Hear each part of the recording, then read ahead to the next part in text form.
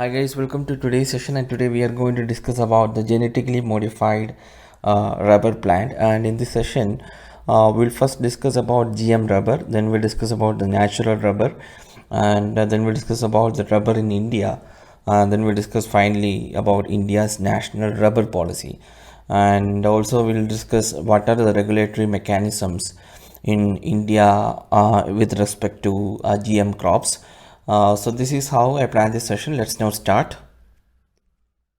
So guys, recently the world's first genetically modified rubber plant developed by Rubber Institute Research Institute was planted in Assam, and the rubber plant is first of its kind developed exclusively for this region and is expected to grow well under the climatic conditions of mountainous northeastern region.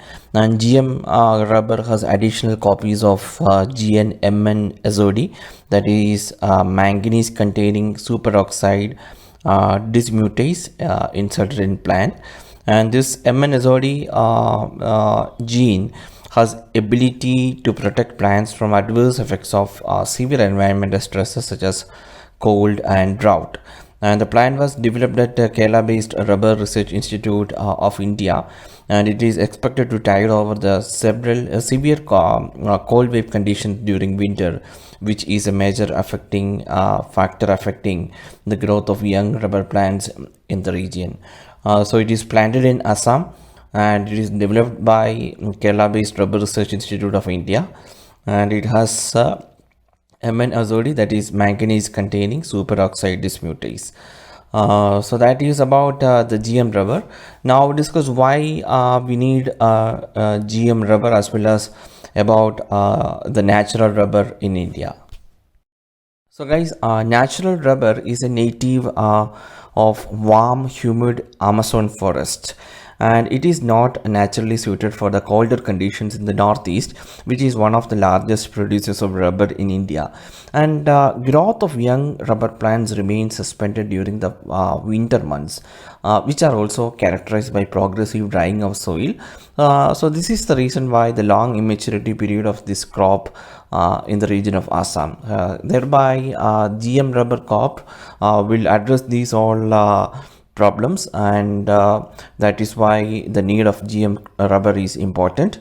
And natural rubber is a commercial plantation crop, and it is largely pursued as a strategic industrial raw material and accorded special status globally for defense, national security, and industrial development.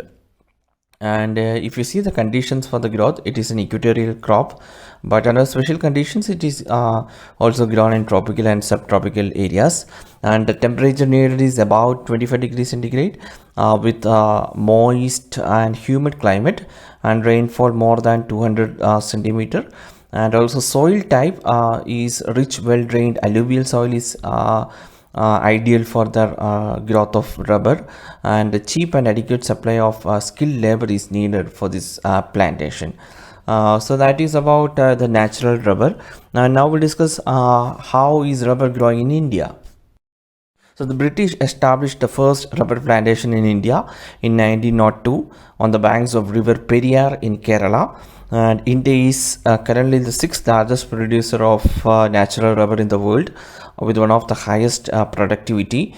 And the top rubber producing states are Kerala is the leading one, followed by Tamil Nadu and Karnataka. And government initiatives are rubber plantation development scheme and rubber group planting scheme, which are examples of government-led initiatives for rubber. 100% FDI in plantations of rubber, coffee, tea, cardamom, palm oil tree, and olive oil tree is allowed. And the major producers globally are Thailand, Indonesia, Malaysia, Vietnam, China, and India, all related to South Asia. And the major consumers are China, India, USA, Japan, Thailand, Indonesia, and Malaysia.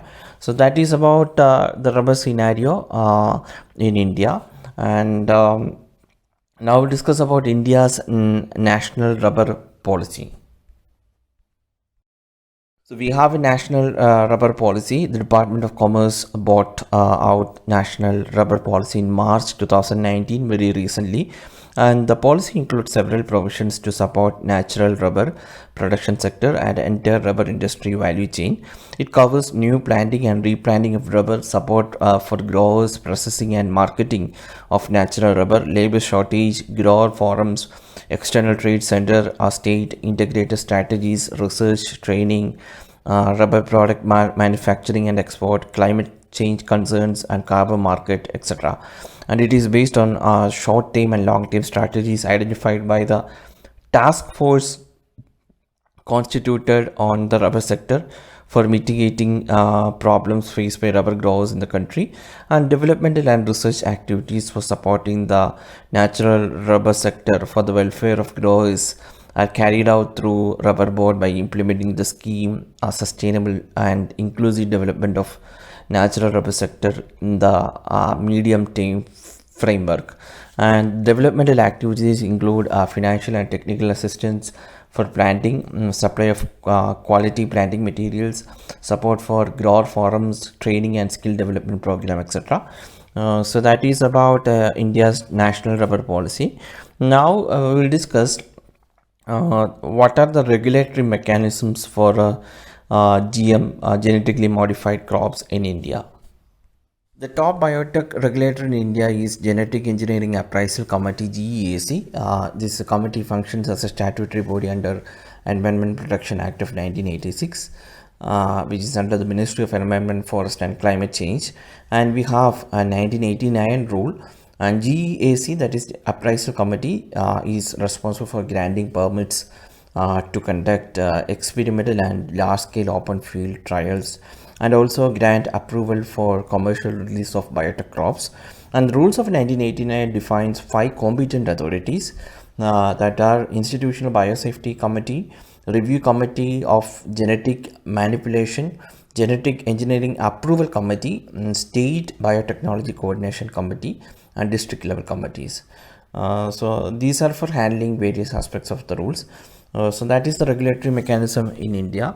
And guys, this is a very important fact for this prelims, the GM rubber, and where is it planted and what are the advantages.